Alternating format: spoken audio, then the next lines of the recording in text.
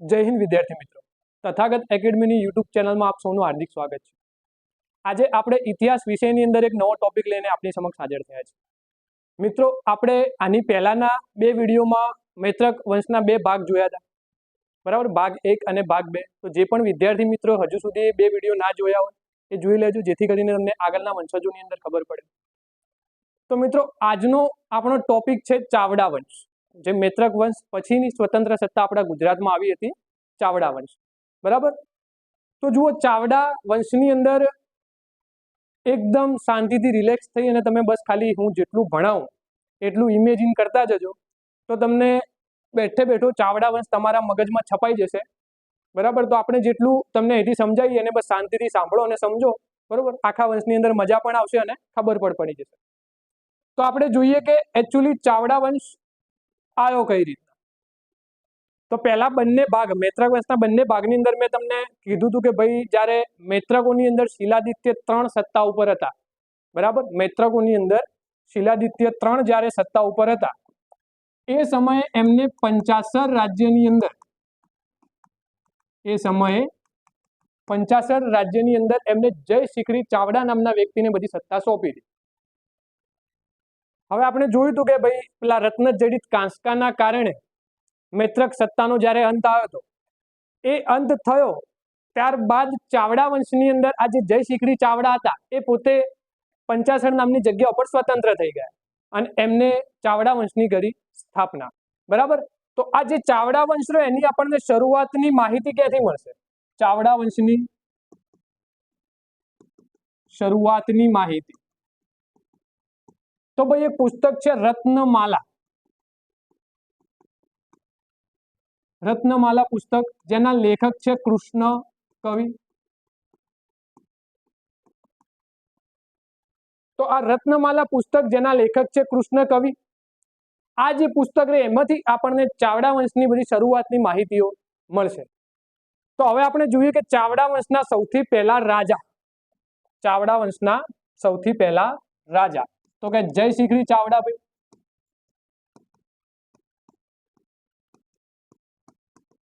આ જય શિખરી ચાવડાને ભણીએ એ પહેલા તમને એક બીજી વાત કહી દઉં કે ચાવડા વંશને ભાઈ ચાપવંશી પણ કહે છે। ચાવડા વંશને ચાપવંશી પણ કહે છે। હવે એની પાછળની એક એવી લોકવાયકા છે કે ભગવાન શિવ જ્યારે એમને પૃથ્વીના રક્ષણ માટે પોતાના ચાપમાંથી, મતલબ ધનુષમાંથી એક ચાપ નામનો રાજા સર્જ્યો તો પછી એના બધા જે વંશજો થયા એ કોણ કહેવાય? ચાપવંશી। સમય જતા બધા ચાવડા કહેવાય।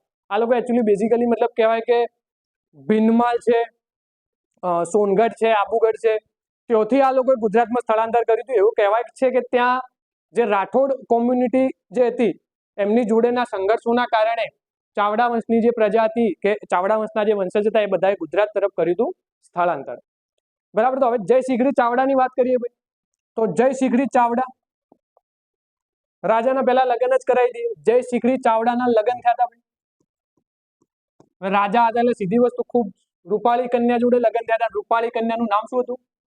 રૂપસુંદરી। રૂપસુંદરી મુલતાનના હતા, મુલતાનના ઝાલા વંશના। આ રૂપસુંદરી અને જય શિખરી ચાવડાના લગ્ન થયા ભાઈ। હવે આપણને ખબર છે કે જનરલી લગ્નની અંદર એવી સિસ્ટમો કે અણવર તરીકે બેનની જોડે એનો ભાઈ આવતો હોય એને મૂકવા માટે સાસરી, તો એવું જ સમજો તમે કે અણવર તરીકે કે રૂપસુંદરીના ભાઈ જેમનું નામ હતું સુરપાળ, આ સુરપાળ પણ ક્યાંક રૂપસુંદરીની સાથે સાથે જય શિખરી ચાવડાના ત્યાં આવ્યા હતા, પણ અણવર થોડા દિવસમાં જતા રહ્યા, પણ સુરપાળ જે હતા એ ત્યાં જ રહી ગયા અને એવું કહેવાય છે કે જય શિખરી ચાવડા જે હતા એમને સુરપાળને સેનાપતિ બનાવ્યા હતા।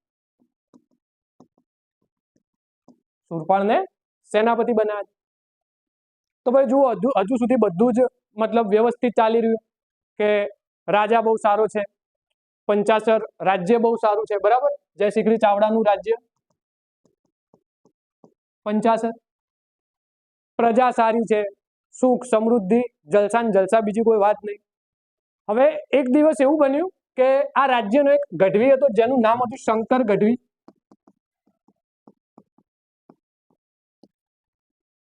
આ શંકર ગઢવી એક વખત ફરતો ફરતો ફરતો કન્નોજ બાજુ પહોંચ્યો, બરાબર. તો શંકર ગઢવી ક્યાં પહોંચ્યો ભાઈ? કન્નોજ. અને કન્નોજની અંદર એ વખતે ભુવડ રાજાનું શાસન હતું. કન્નોજની અંદર ભુવડ રાજાનું શાસન હતું. ભુવડ રાજા એટલે ઇતિહાસકારો જ્યારે સમયગાળો બધો મેચ કર્યો હતો એટલે એવું જાણવા મળ્યું હતું કે ભાઈ નાગ ભટ્ટ બીજો ગુર્જર પ્રતિહાર શાસક હતો ભાઈ.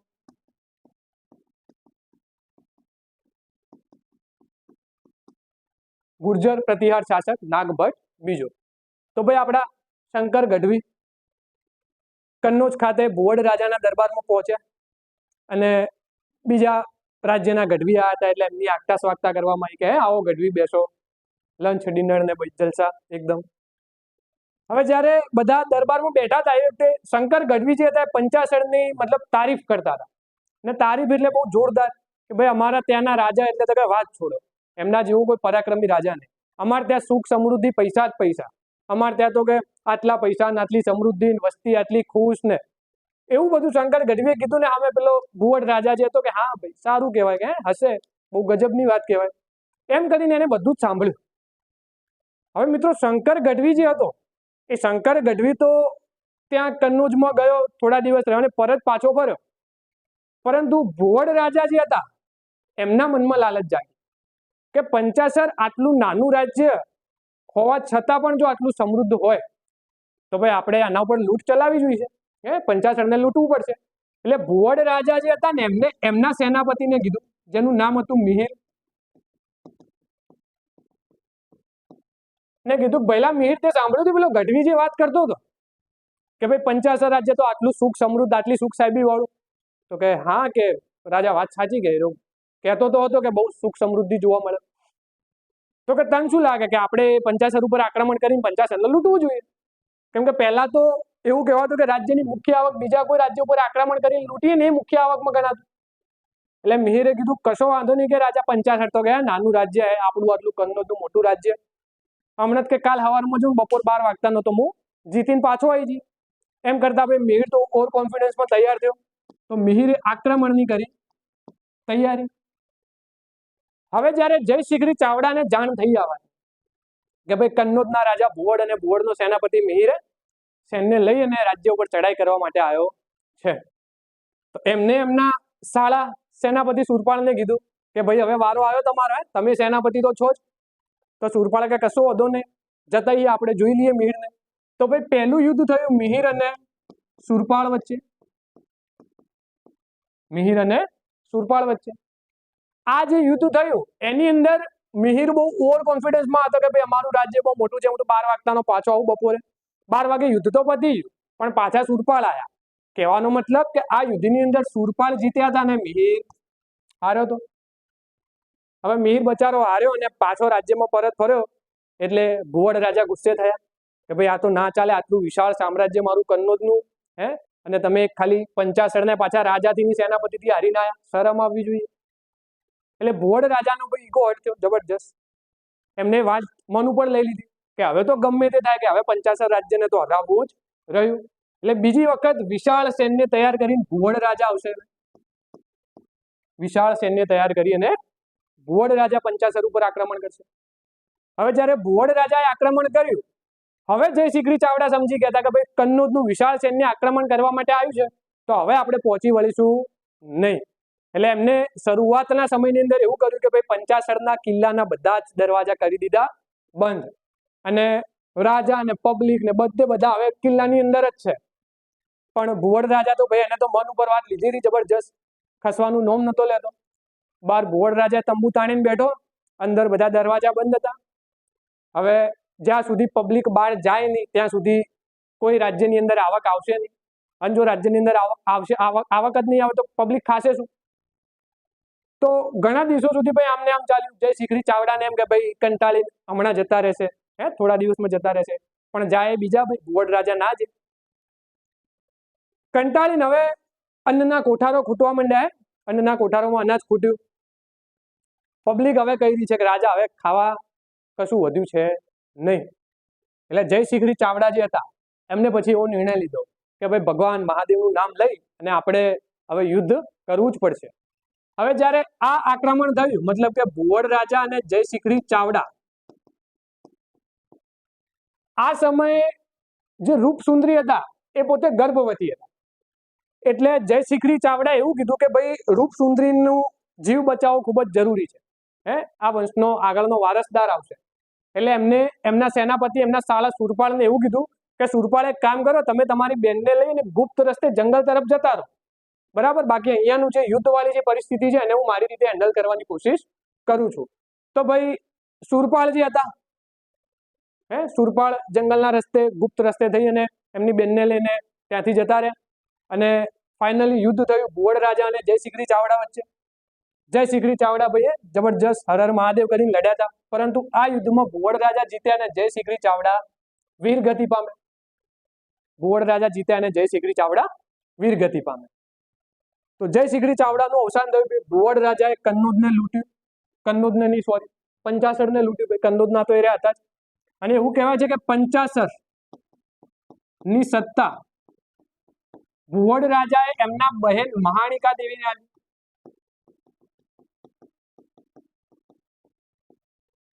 ભુવડ રાજાએ પંચાસરની બધી સત્તા મહાણિકા દેવી જે ભુવડ રાજાના બેન હતા એમને આપી.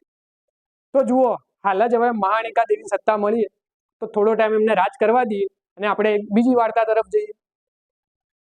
તો આપણે જોયું એમ કે ભાઈ સુરપાળ જે હતા, સુરપાળ એ એમની બેનને લઈને જંગલના રસ્તે ગુપ્ત રસ્તે થઈને જંગલમાં આવ્યા હતા. હવે આ જે રૂપસુંદરી હતા એમને વનમાં એક દીકરાને જન્મ આપ્યો. રૂપસુંદરીએ દીકરાને જન્મ આપ્યો. મિત્રો, દીકરો વનમાં જન્મ્યો એટલે એનું નામ શું પાડવામાં આવ્યું? વનરાજ. દીકરો વનમાં જન્મ્યો તો એનું નામ પાડવામાં આવ્યું વનરાજ. હવે પ્રસૂતિ પીડાના કારણે એવું કહેવાય છે કે દીકરાને જન્મ આપ્યા બાદ જ રૂપસુંદરીનું પણ અવસાન થયું. એટલે આખી વાતમાં શું સમજ પડી આપણને કે ભાઈ જે વનરાજ હતો હવે એની તમામ જવાબદારી, આ વનરાજની બધી જ જવાબદારી કોની ઉપર આવી હતી? ભાઈ મામા સુરપાળ ઉપર. મામા સુરપાળ ઉપર આવી હતી. ભાઈ જુઓ, ઇતિહાસની અંદર મામા અને ભાણા ના સંબંધો બહુ ચર્ચિત રહેલા છે, બરાબર. શકુનીથી ચાલુ કરો આપણે તો જુઓ, મામા સુરપાળ આવશે, હજુ આગળ મામા સામંતસિંહ આવશે, હજુ એની આગળ સોલંકી વંશમાં મામા મદનપાળ આવશે અને સૌથી છેલ્લે લેટેસ્ટ કયા મામા હતા? કટપ્પા, બરોબર, બાહુબલી વાળા કટપ્પા મામા. તો સુરપાળ ભાઈ એવું કહેવાય છે કે વનરાજનો જન્મ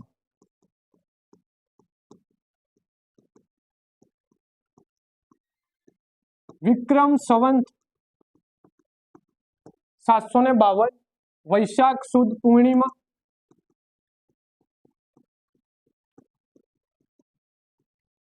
વૈશાખ સુદ પૂર્ણિમાના રોજ થયો. હવે આ જે સુરપાળ જે હતા ભાઈ એવું કહેવાય છે કે એમને વનરાજનો ઉછેર એક સોઢાસર નામની જગ્યાએ કર્યો હતો. સોઢાસર એટલે તમે જુઓ તો રાધનપુર સાઈડનો એક એરિયા છે, હાલનું વણાદ ગામ કહી શકો તમે, બરાબર, હાલનું વણાદ ગામ. તો મિત્રો, આ જ્યારે દીકરાનો જન્મ થયો હતો, વનમાં જન્મ્યો હતો વનરાજે, એ સમયે એક જૈન સાધુઓનો સંઘ ત્યાંથી પસાર થયો. જૈન સાધુનું નામ હતું શીલગુણ સુરી, આચાર્ય શીલગુણ સુરી. તો એવું કહેવાય છે કે આચાર્ય શીલગુણ સુરી જ્યારે જૈન સાધુના સંઘમાંથી પસાર થતા હતા અને પારણામાં એમને પેલા વનરાજને ઉગેલો જોયો હતો અને એનું કપાળ જોઈને એમને એનું ભવિષ્ય કહી દીધું હતું, ભાઈ આ મોટો થઈને એક મહાન રાજા બનશે. સુરપાળ તો મનમાં વિચારતા હતા કે રાજાનો દીકરો તો ખરા, પણ હવે હાલ તો રાજા બનવાની કોઈ સંભાવના છે નહીં, પણ તોય ભાઈ ભવિષ્ય પાકી દીધું હતું આચાર્ય શીલગુણ સુરીએ. હવે જેમ જેમ દિવસો પસાર થાય એમ મામા સુરપાળે ભાઈ બહુ સારી રીતે સરસ રીતે એમના ભાણિયાનો ઉછેર કર્યો વનરાજનો. એને શસ્ત્ર શાસ્ત્રોમાં બધી રીતે પારંગત કર્યો. હવે એક સમય એવો આવ્યો હતો કે વનરાજ મોટો થઈ ગયો, બધી જ રીતે પરફેક્ટ, એકદમ મેચ્યોર. એટલે સુરપાળ જે હતા, મામા સુરપાળ, એમને વનરાજને કીધું કે બેટા અહીંયા વાત કહું. વનરાજ કે હા મામા બોલો કે. એટલે ગ્લાસ ભરીને પાણી આલ્યું કે લે પેલા પાણી પી, વાત ગળે ઉતરે એવી છે નહીં. એટલે વનરાજ કે ના ના મોમાં બોલો કે કશું વાંધો નહીં. એટલે સુરપાળે એવું કીધું કે બેટા એકચ્યુઅલી તને ખબર છે તું કોણ છે? પેલો કે હું કે તમારા ભાણિયો ને તમે મારા મામા, આપણે જંગલમાં રહીએ કે. ના એવું નથી કે ચાવડા વંશની અંદર એક જય શીખડી ચાવડા કરીને રાજા થઈ, અને જય શીખડી ચાવડાનો વારસદાર, ચાવડા વંશનો હવેનો ઉત્તરાધિકારી તું. એટલે વનરાજ જે હતો, હવે સીધી વસ્તુ છે કે નાનપણથી બચારો જંગલમાં મોટો થયો હતો, અને અચાનક એમને મામા એવું કીધું ભાઈ તું તો રાજાનો છોકરો હે, એટલે પેલા વાત ગળે ઉતરી નહીં. એટલે જ મામાએ કીધું, મેં કીધું તું ઘૂંટડો પાણી ભર કે વાત ગળે નહીં ઉતરે. એટલે વનરાજે કીધું કે મામા થોડું વ્યાજબી કરો, રાજાનો દીકરો એટલે.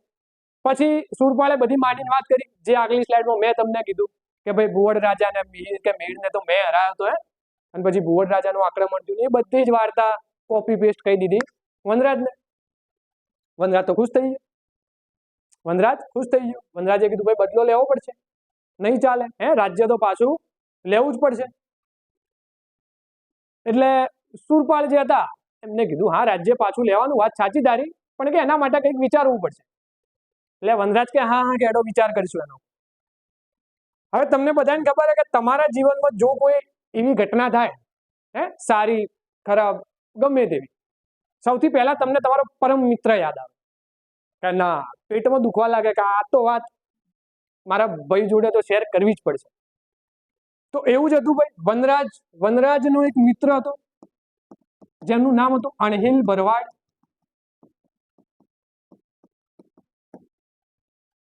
આ અણહિલ ભરવાડને વનરાજ જયારે મળ્યા ત્યારે ભરવાડે કીધું હે શું ભાઈબંધ મજામાં? એટલે વનરાજ કે ભાઈ થોડી ઇજ્જતથી વાત કરવાની, હે રાજા કઈ બોલાવાનો મન કે.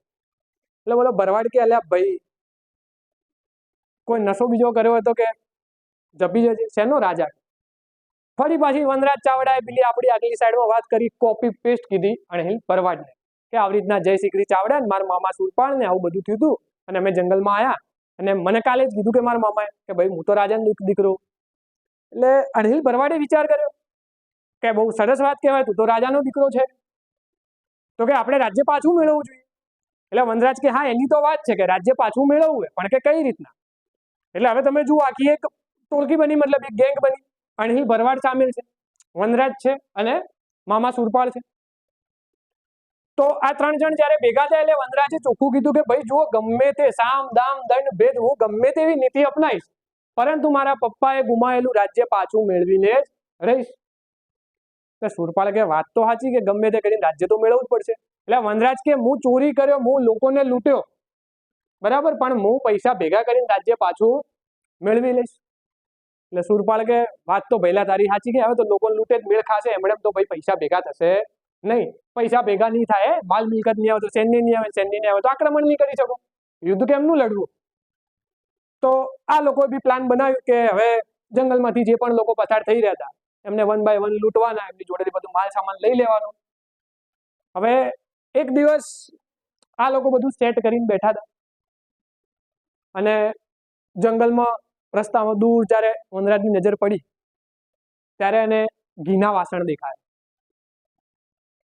ઘીના વાસણ દેખાય એટલે વનરાજને એટલી ખબર પડી કે ઘીના વાસણ લઈને આવી રહ્યું છે, એટલે કોક તો વાણીઓ હશે, અને જો વાણીઓ હશે તો માલ મિલકત જબરજસ્ત હશે. તો આપણે આ ભાઈને રસ્તામાં જ પાડી દેવાનો થાય છે. તો મિત્રો એ વાણીઓ કોણ હતો? ચાંપો વાણી.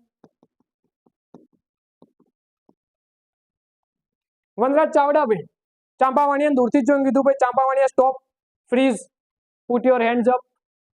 ચાંપો વાણીઓ કે ભાઈ શું થયું કે અચાનક આવી રીતના રસ્તામાં શું કામ ઉભો રાખ્યો?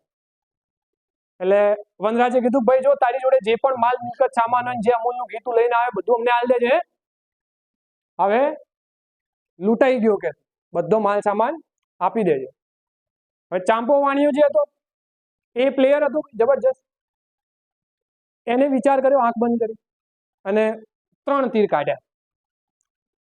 કાઢ્યા અને મણિબદ્ધમ બહિર્મુખમ કરીને 3 તીર એને કામઠામાં ભરાયા, ધનુષમાં. એટલે વનરાજ ચાવડા હવે જોયું કે આ બાહુબલી જેવું કામ કરે કે યાર ભાઈ વાણિયા શું કરે કે તું, એટલે ચાંપા વાણિયા સરસ ડાયલોગ માર્યો કે ભાઈ તમે 3 જણા મારા 3 જ તીર કે પિક્ચર પતી જાય તમારું. એટલે વનરાજ ચાવડા ગયેલા 3 તીર વાળા કે ચાંપા હમણાં લાંબો થઈ જાય એક જ થાપે, એમ કરી ના લોકો અંદર અંદર જબરજસ્ત લડી રહ્યા હતા, શું નું સુઈ લાગે તો બીજાને બોલ્યા હતા. હવે આ બધી વાત વચ્ચે ચાંપો વાણિયો જે હતો એને એક જબરજસ્ત વાત કરી કે ભાઈ સુરપાલ ને જયશિખરી ચાવડા હતા ને એ વખતે કે હું લૂંટારાથી ડરતો જ ના, કે લૂંટારા જોવા જ ના મળે. હવે સુરપાલે પાછું પોતાનું જ નામ સાંભળ્યું, સુરપાલ તો ગલગલા થઈ ગયા. વેટ વેટ વેટ વાણિયા કે તે કોનું નામ લીધું કે, એટલે કે સુરપાલ નું કે અમારે ત્યાં સેનાપતિ હતા કે ચાવડા વંશના. પેલો કે ભાઈ સુરપાલ હું પોતે. હવે પેલો ચાંપો વાણિયો કે યાર તમે ઓળખી ના ગયો કે હું તો જબરજસ્ત કે તમારે તો ઉંમર ખાસી થઈ ગઈ. અને કે તું જે જયશિખરી ચાવડા વાત કરે ને એમનો એક માત્ર દીકરો વનરાજ ચાવડા, વનરાજ કે એના માટે તો પછી માથાકૂટ થઈ રહી. પછી ફરી પાછી આપણે પહેલી સ્લાઇડમાં જે વાત કરી કોપી પેસ્ટ ચાંપા વાણિયાની વાત કરવામાં આવી. અને ચાંપો વાણિયો જો એને પણ એવું કહેવાય છે કે બધી જ પોતાની મિલકત આપી દીધી અને ચાંપો વાણિયો પણ આ લોકોના મિશન 50 ની અંદર જોડાઈ ગયો. તો વનરાજ ચાવડા ભાઈ આવી રીતે લોકોની મદદથી ચોરી કરી, લૂંટફાટ કરી અને સૈન્ય તૈયાર કરી. અને એવું કહેવાય છે કે વનરાજ ચાવડા ભાઈ, વનરાજ ચાવડા 50 વર્ષની ઉંમરે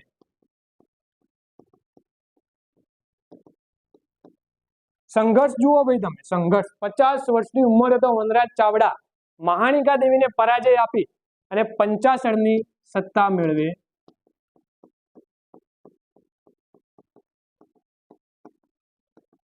છે. બરાબર, 50 સત્તા મેળવે છે. અને એવું કહેવાય છે કે વનરાજ ચાવડા પછી કન્નૌજ પણ લૂંટ્યું હતું ભાઈ. વનરાજ ચાવડાએ તો કન્નૌજ લૂંટ્યું હતું. કન્નૌજ લૂંટ્યું હતું એટલા માટે વનરાજને આપણે ચાપોતકટ નામ આપ્યું. ચાપોતકટ તરીકે વનરાજ ચાવડા ઓળખાયો, કન્નૌજ લૂંટ્યું હતું એટલા માટે. એવું કહે છે કે ઈસવીસન 746 ની અંદર વનરાજ ચાવડા 50 વર્ષની ઉંમરે આટલો અથાગ પ્રયત્ન અને સંઘર્ષ કરી અને સત્તા મેળવી. સત્તા તો મેળવી ઠીક છે, 60 વર્ષ સુધી એને શાસન કર્યું. 50 વર્ષની ઉંમરે સત્તા મેળવી, 60 વર્ષ શાસન કર્યું અને 110 વર્ષની ઉંમરે વનરાજનું અવસાન થયું. એટલે ભાઈ જિંદગી જીવી જાણે તો 50 વર્ષે સંઘર્ષ કરીને એને પોતાનું લક્ષ્ય પ્રાપ્ત કર્યું, 60 વર્ષ જેટલું શાસન કર્યું અને 110 વર્ષની ઉંમરે વનરાજનું અવસાન થયું. હવે જુઓ વનરાજ જે હતો ભાઈ એને પોતાનું રાજ્ય પાછું મળ્યું. વનરાજે ફરી પાછી ચાવડા વંશની સ્થાપના કરી અને એવું કહેવાય છે કે ચાવડા વંશની સ્થાપના વનરાજ ચાવડાના સમયગાળા દરમિયાન જ કહેવાય છે. એટલે ચાવડા વંશના સમયગાળાને આપણે લખશો ઈસવીસન 746 થી લઈને 806. ભાઈ જુઓ પેલા વનરાજના જન્મ વખતે મેં વિક્રમ સંવત 752 લખ્યું હતું, એટલે પાછું મિક્સ ના થઈ જાય તમારે, અને આ ઈસવીસન લખ્યું છે. હવે જયારે વનરાજ ચાવડા ભાઈ સત્તા ઉપર આવ્યો એટલે સીધી વસ્તુ છે કે જે પણ મિત્રો કે જે પણ સગા સંબંધીએ ભાઈની મદદ કરી હતી એ બધા માટે કંઈક નું કંઈક કરશે. તો આપણે વનરાજના સ્થાપત્યોને જોઈએ જરા. વનરાજના સ્થાપત્યો તો ભાઈ અણહિલ ભરવાડ પરમ મિત્ર હતો, એની યાદમાં એને અણહિલપુર પાટણ વસાવ્યું. આ અણહિલપુર પાટણ જે રહ્યું ને પહેલા લક્કારામ વસાહતના નામે ઓળખાતું હતું.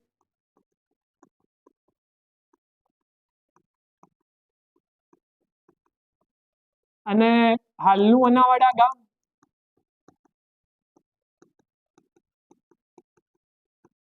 એટલે પાછું પેલું પાટણ જે રહ્યું એ પાટણ ને અણહિલપુર પાટણ અલગ છે. અનાવાડા ગામ જે હાલનું રહ્યું તો આગળ અણહિલપુર પાટણ હતું. બરાબર. એ સિવાય ચાંપો વાણિયો બાહુબલી વાળો એની યાદમાં ચાંપાનેર વસાવ્યું. વનરાજ ચાવડા એની યાદમાં ચાંપાનેર વસાવ્યું. પછી પેલા આચાર્ય શિલગુણ સુરી એમને પણ ખાસી એવી એને મતલબ વિદ્યામાં એમાં શીખવાડવામાં શિક્ષણ આપવામાં મદદ કરી.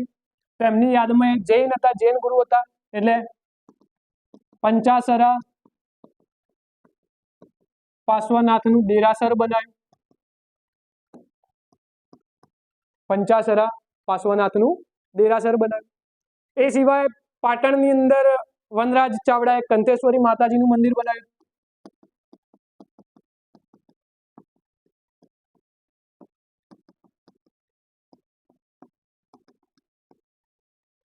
આ બધું ઓલમોસ્ટ 746ની સાલમાં જ્યારે ભાઈ સત્તા ઉપર આવ્યો હતો, એને બધું રાજ્ય પાછું મેળવ્યું, ત્યારે જ આ બધું એને સ્થાપત્યો બનાવરાયા હતા. એ સિવાય વાત કરીએ તો હા ભાઈ, વનરાજ ચાવડાનો રાજ તિલક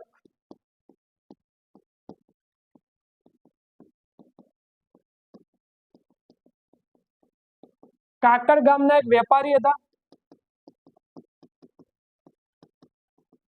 અને આ વેપારીના એક બહેન હતા જેમનું નામ હતું શ્રીદેવી.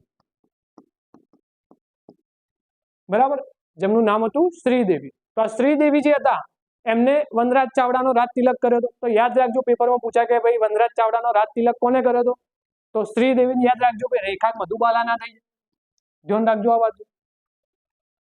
તો ભાઈ વનરાજ ચાવડા જે હતો, આટલા સંઘર્ષ બાદ પહેલાએ રાજ્ય પાછું મેળવ્યું. પણ પબ્લિક તો પબ્લિક કહેવાય, રાજાને મોઢે કોઈ વસ્તુ ના કે, પણ પીઠ પાછળ તો વાત થાય ને. એટલે પબ્લિક એવી વાત કરતી હતી ભાઈ કે ભાઈ આ લોકોએ સત્તા પાછી મેળવી તો ખરા, પણ સત્તા પાછી કેવી રીતના મેળવી, તો કે લોકોને લૂંટીને મેળવી, ચોરીઓ કરી. એટલે પબ્લિક પીઠ પાછળ એવી વાત કરતી હતી ભાઈ ચાવડા એટલે કોણ, તો કે ચોરી કરે ચાવડા. હવે વનરાજ ચાવડાને ભાઈ આ વસ્તુ, કેમ કે એનું ઇન્ટેન્શન ખરાબ નતો, એને તો રાજ્ય પાછું મેળવ્યું, પ્રજા માટે સારા કાર્યો કર્યા, પણ તો માર્કેટમાં અમુક એક બે તો પબ્લિક એવી હોય કે જેને સારું હવાય નહીં. તો જ્યારે વનરાજ ચાવડાની મરણ પથારી હતો, ત્યારે એનો દીકરો હતો જેનું નામ હતું યોગરાજ. બરાબર, જુઓ, વનરાજ પછી યોગરાજ સત્તા ઉપર આવ્યા. આ યોગરાજ જે હતો, વનરાજનો દીકરો, એને વનરાજે કીધું કે બેટા યોગરાજ, એટલા સારા કાર્યો કર પ્રજા માટે કે પ્રજા ધીમે ધીમે ભૂલવા લાગે કે ભાઈ ચાવડા એટલે કોણ, તો કે ચોરી કરે ચાવડા. આ જે કલંક રહ્યું આપણા માથે તારે કાઢી નાખવાનું થાય. એટલે યોગરાજી જે હતા એમને કીધું કે પ્રોમિસ પપ્પા, આજથી આપણું આખું જીવન પ્રજા માટે. અને જે એને પ્રોમિસ કર્યું હતું યોગરાજે પણ નિભાવ્યું. સરસ રીતે પ્રજાના સુખાકારીને કલ્યાણ માટે ખૂબ કાર્યો કર્યા. અને ધીમે ધીમે કહેવાય છે પ્રજા ભૂલવાય લાગી હતી કે ભાઈ ચોરી કરે ચાવડા. પણ હવે આખી પેઢીની અંદર એક તો નમૂનો આવો જ જોઈએ જે ફરી પાછું નામ ઉજાગર કરશે. તો યોગરાજનો એક દીકરો હતો ભાઈ ક્ષેમારાજ. આ પેઢીનો નમૂનો આ ભાઈ હતો. શું કામ એવું કીધું, તો કે ભાઈ જુઓ, ખંભાત, સોમનાથ, કંડલા જેવા અલગ અલગ બંદર ગુજરાતના. એવું કહેવાય કે સોમનાથ બંદરે એક અરબી કાફિલો આવ્યો છે. અરબી કાફિલો આવ્યો તો એટલે સીધી વસ્તુ માલ સામાન મિલકત પૈસા ખૂબ. એટલે ક્ષેમારાજ જે હતા ને યોગરાજને કીધું કે પપ્પા ગુડ ન્યૂઝ. પેલા કે બોલો, તો કે અરબનો કાફિલો આવ્યો, કે ખૂબ બધા પૈસા હે, કહેતા તો હમણાં 12 વાગે જઈને લૂંટીને પાછો આવું, કે બપોરનું ભોજન હાથે કરીએ આપણે, માલ સામાન હાથે. એટલે યોગરાજ કે બેટા એવું જરાય કરવાનું થતું નથી. નેટ કરીને વસ્તી ભૂલીએ ચોરી કરે ચાવડા, અને જો તો આવી રીતના લૂંટફાટ કરશે તો વસ્તીને પાછો મોકો મળી જશે. એટલે ક્ષેમારાજે કીધું કે હા એડો પપ્પા, નહીં કરવું બસ. પણ માને બીજા ભાઈ, એના મગજમાં તો એ જ ચાલતું હતું માલ સામાન મિલકત હે, પૈસા. તો હું કહેવાય કે ક્ષેમારાજ જે હતો એને અરબી કાફિલો લૂંટ્યો, અને અરબી કાફિલો એને લૂંટ્યો, એના કારણે વસ્તી તો રાત જોઈ રહી હતી કે ક્યારેક કંઈક થોડી ભૂલ થાય અને આપણે પાછા મેણા મારવાનું ચાલુ કરી. એટલે વસ્તીએ પાછું કીધું હે ભાઈ લોહીમાં તો ના જાય, ચોરી કરે ચાવડા. આ આઘાત યોગરાજથી સહન ના થયું ભાઈ, અને યોગરાજનું અવસાન થયું. એના પછી ક્ષેમારાજ સત્તા ઉપર આવ્યો. ક્ષેમારાજ પછી ભુવડરાજ સત્તા ઉપર આવ્યો. ભુવડરાજ પછી વેરસીરાજ આવ્યો. વેરસીરાજ પછી રત્નાદિત્ય આવ્યો. લખીએ આપણે, ભુવડરાજ આવ્યો, વેરસીરાજ આવ્યો, રત્નાદિત્ય. આ જે રાજા રહ્યા ને એની અંદરથી પરીક્ષા લક્ષી તમારા માટે કોઈ માહિતી નહીં આવે. આ જેટલા પણ રાજા રહ્યા એનામાંથી પરીક્ષા લક્ષી કોઈ માહિતી આવશે નહીં. સવાલ ખાલી એટલો પૂછાઈ જાય કે ભાઈ ચાવડા વંશનો અંતિમ રાજા સામંતસિંહ આવશે, અંતિમ રાજા સામંતસિંહ આવશે, બરાબર। તો આપણે સામંતસિંહ વિશેની વાત કરીએ હવે। તો સામંતસિંહ, એવું કહેવાય કે સામંતસિંહ જે હતા એક વખત સોમનાથની યાત્રાએ ગયા। સામંતસિંહ જે હતા સોમનાથની યાત્રાએ ગયા। હવે આ સોમનાથની યાત્રા માટે બીજા 3 ચોલુક્ય રાજકુમારો પણ આવેલા હતા સોમનાથની યાત્રાએ। ચોલુક્ય રાજકુમાર, 3 ચોલુક્ય રાજકુમાર આવેલા હતા, જેમનું નામ હતું રાજા, રાજી અને બીજ। એમાં જે આ રાજી નામનો રાજકુમાર હતો ભાઈ, બરાબર, ઘોડા પારખવામાં બહુ વધારે જ કુશળ હતો, બરાબર, અશ્વ પારખવામાં,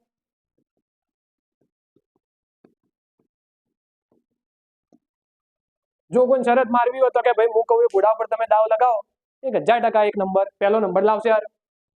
હવે આ જે રાજી હતો ભાઈ, એ રાજી એની અશ્વ કે ઘોડા પારખવાની કુશળતા જોઈ અને એવું કહેવાય છે કે સામંતસિંહ જે હતા એ તો ફિદા થઈ ગયા, એમને ગમ્યું કે ભાઈ જોરદાર કહેવાય, ટેલેન્ટ કહેવાય।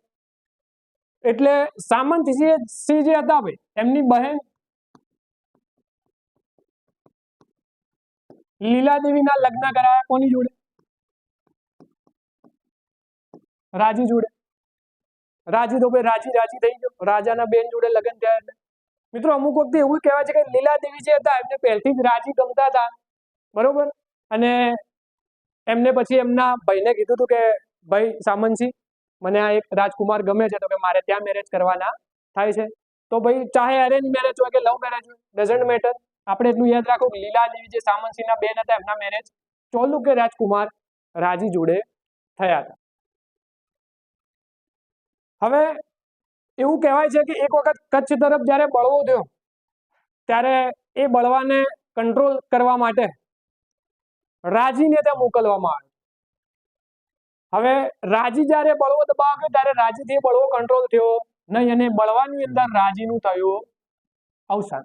ભાઈ જો આગળના 2 ભાગમાં કીધું હતું ને, ફરીથી રિપીટ કરું છું કે જે પણ નામ આગળ જ્યારે 2 ચોકડી મારવામાં આવે ત્યારે એનું અવસાન થયું તો એવું માની લેવાનું, અને યુદ્ધ હોય તો એક ચોકડીમાં રાજા હાર્યા હતા એવું માનવાનું, બરાબર। તો રાજીનું અવસાન થયું। હવે રાજીનું અવસાન થઈ ગયું, લીલાવતી ગર્ભવતી હતા અને એમને મૂળ નક્ષત્રની અંદર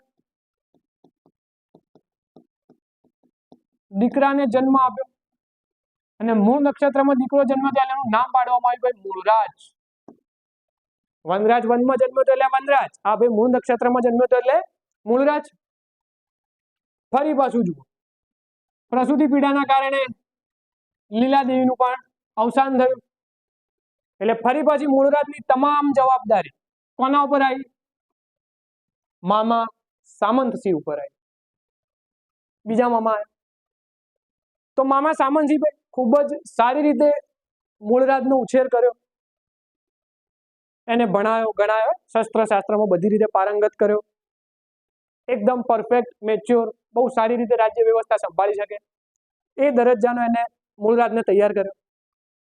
પણ ભાઈ જેમ જેમ ઉંમર જાય ને, પેલી કહેવત નહીં સાંઠે બુદ્ધિ નાઠે, તો આ સામંતસિંહ જોડે જરાક એવું હતું કે સામંતસિંહની જેમ જેમ ઉંમર થતી હતી ને એમ એમ સામંતસિંહ થોડા અવળા રવાડે ચડ્યા હતા, એમને થોડી પીવાની આદત હતી। હવે જ્યારે સામંતસિંહ દારૂ પીવે એટલે સામંતસિંહ પી જોણતા, પછી એમની હોમું જે આવે બધાને રોસ્ટ કરતા રહે અને દરબારમાં કોઈ બાકી ના રાખતા। મૂળરાજને જોઈ જતા તો પછી વાત પતી। મૂળરાજને જોયે એટલે કે ભોણા અહીંયા ભાણા વાત કહું કે, મૂળરાજ કે મામા બોલો, તો કે તું રાજ્ય વ્યવસ્થા કેટલી જોરદાર સંભાળી રહ્યો કે જે દિવસે મારું અવસાન થયું એની બીજી ક્ષણે કે આ બધી રાજ્ય વ્યવસ્થા તારા નામે બેઠી। મૂળરાજ કે હા હા મામા વાંધો નહીં, એમ કરીને બચારા મૂળરાજને પકડીને લાવે, ખુરશી ઉપર બેહાડે ને રાજ્ય અભિષેક કરી દે। હવે જેવા પાછા દારૂનો નશો ઉતરે એટલે મૂળરાજને કે ભણા ઉઠ કે હજુ તો હું જેવું કે તું કઈ રીતના આવી રીતના રાજા કેવી રીતના બની જો કે તું, એમ કરીને બચારા મૂળરાજની કરવામાં આવતી ઇન્સલ્ટ।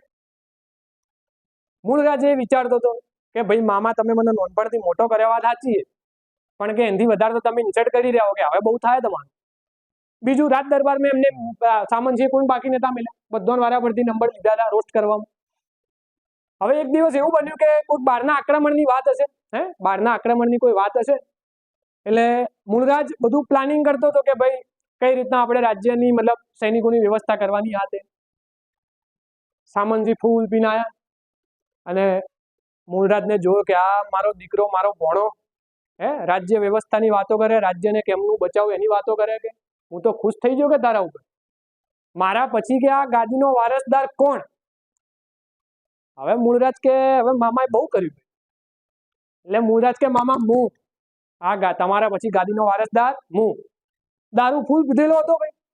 મૂળરાજે નક્કી જ કર્યું હતું કે હવે જો રાજ્ય અભિષેક થાય તો પાડી જ દેવાનું થાય, કે હવે બચાવવાનું થતા નથી. એટલે સામંતસિંહ જે હતા એમને કીધું કે ભાઈ જો મારા પછી ગાદીનો વારસદાર તું કે હાય તારો રાજ્ય અભિષેક કરીએ આપણે. એમ કરી મૂળરાજને બચારાને બેહાડે, ફરી પાછો ખુરશીમાં દૂધની અમૂલની થેલીઓ રેડી રાજ્ય અભિષેક કર્યો. અને રાજ્ય અભિષેક કર્યા બાદ સામંતસિંહ એવું કીધું ભાઈ કે બેટા રાજ્ય વ્યવસ્થા એટલી સારી રીતે ચલાવવાની કે કોઈનું નહીં રાખવાનું. એક ટાઈમે કદાચ મારી ભૂલ થાય ને તો કે તું મારા કાંડા કાપી નાખજે. અને પછી મૂળરાજે એક ડાયલોગ માર્યો ભાઈ કે શરાબ પી કે પરેશાન કરને વાલો કે હાથ નહીં કાટતે ઉનકા ગલા. એમ કરીને તલવારના એક જ ગાય સામંતસિંહની હત્યા કરી નાખવામાં આવી મૂળરાજ દ્વારા. તો મૂળરાજે શું કર્યું ભાઈ?